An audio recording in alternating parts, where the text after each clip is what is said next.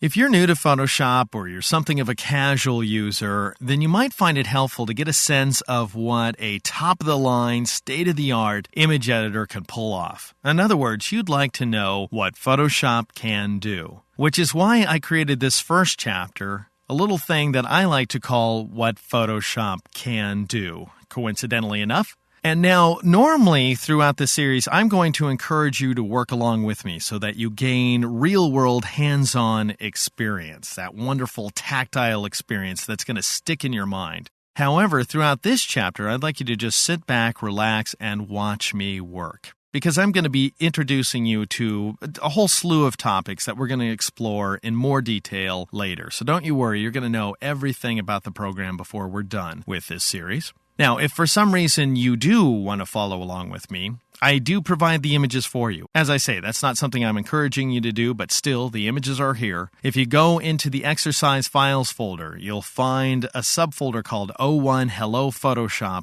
Therein, you will find the two images I have open on screen, stanley.jpg, and this guy right here, rollinghills.tiff. Now, I'm going to start things off in stanley.jpg here. This is a photograph that I just shot out the window of a moving car. So the composition is pretty bad, and I didn't really work on making sure the colors are any good. I didn't do any compositional work inside the camera. It's all got to happen in post inside Photoshop. Now, some of the problems with this image are that it's awfully drab.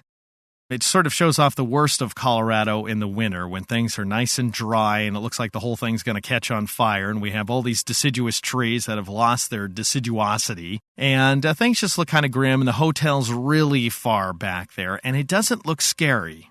Now you might ask, Deke, why in the world should it look scary? It's a nice old 19th century beautiful hotel. What in the world would be scary about that? Well, this hotel, the Stanley, was the inspiration for the hotel in Stephen King's The Shining. This is it right here, the Stanley in Estes Park, Colorado.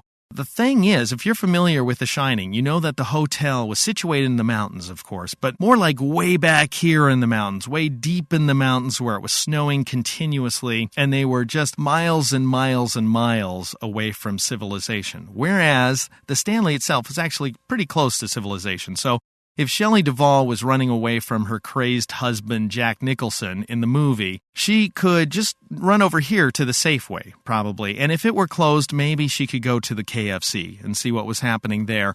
Or she could take in a movie over here at the cinema. So, she had a lot of options in the real world Stanley. That's the problem, I think.